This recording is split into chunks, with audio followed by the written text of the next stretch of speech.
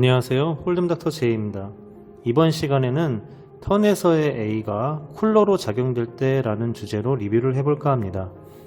이번 소재는 유튜브 구독자 DG님이 보내주신 사연이고요. 리버에서의 결정이 매우 어려웠다고 합니다. 1, 2 블라인드 게임이고요. 프리플랍에서 히어로가 미들 포지션에서 에이스 10 클럽 수릿을 받고 10개로 오픈합니다. 모두 폴드하고 빅블라인드 포지션에 있던 상대가 35개로 3벳을 합니다. 히어로가 콜을 해서 헤즈업이 되었는데요.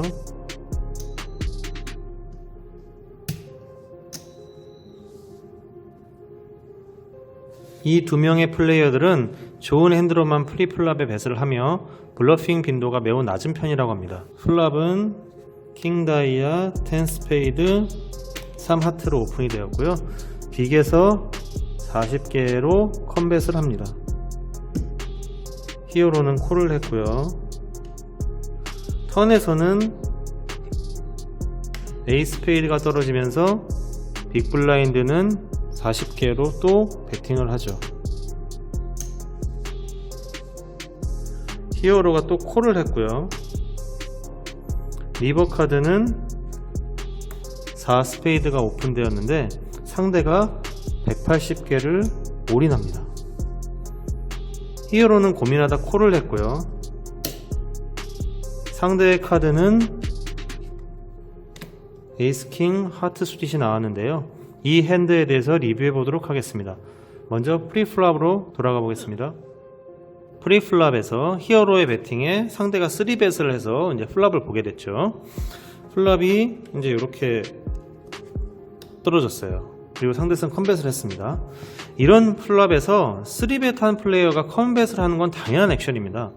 3벳까지 했는데 뭐 이런 킹아이 보드가 떨어졌을 때 체크를 하는 것이 오히려 더 약한 핸드라는 것을 광고하는 꼴이기 때문이죠. 무슨 말이냐면 상대가 만약에 뭐 이런 카드나 이런 카드로 이제 3벳 할 수 있죠.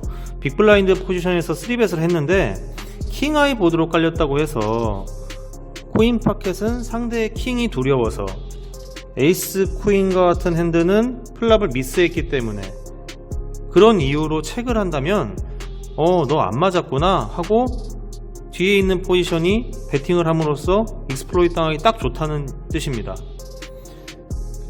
즉 킹이 위험한 카드일지라도 상대가 뭘 들고 있는지 벳을 통해서 상황을 파악하는 게 중요하다는 뜻입니다. 상대의 배팅에 히어로는 콜을 했고요. 세컨 페어를 맞췄지만 상대의 입장에서 위와 같이 컴뱃을 했듯이 히어로의 입장에서도 상대가 정말 킹이 있는지 한 번은 확인을 해야 됩니다. 여기서 한 가지 팁을 드리자면 지금과 같은 상황에서 폴드를 너무 자주 하시면 안 돼요. 왜냐하면 상대가 킹이 있는지 없는지 모르기 때문에 배팅을 했을 때 콜을 하고 턴 카드의 유무에 따라서 상대가 액션이 결정이 될 텐데 컴뱃의 빈도가 높은 사람이랑 플레이를 할 때 상대가 킹이 없는데도 컴뱃을 할 수 있단 말이죠. 그럼 그런 상황에서 제 킹이 있나 보다 그러고 폴드하게 되면은 뭐 플랍을 보는 의미가 없습니다. 더 자세한 이유가 궁금하신 분들은 카페를 통해 문의해 주시기 바랍니다. 턴에서는 에이스가 나와서 히어로가 이제 에이스 10 2페어가 되었죠. 상대가 턴에서도 뱃을 이어갔는데요. 플랍에 비해서 좀 작은 사이즈예요. 팟이 이제 프리플랍에 35개, 플랍에 40개. 그러면 이게 얼마입니까? 70에 180, 80에서 150개, 150개 팟이죠? 150개 팟에서 40개를 배팅한 거예요.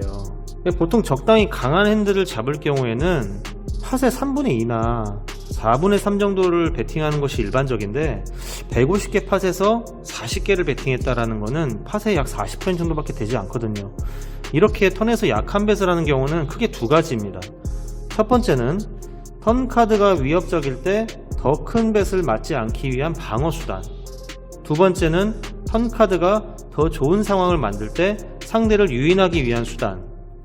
지금처럼 프리플랍에 3벳까지 했고 플랍과 턴에 계속해서 뱃을 이어가는 것으로 미뤄봤을 때에는 이 턴 카드가 일반적으로 상대에게 좋은 카드라고 이제 보여지는 게 맞죠. 에이스는 사실 다들 좀 불편해하는 카드거든요.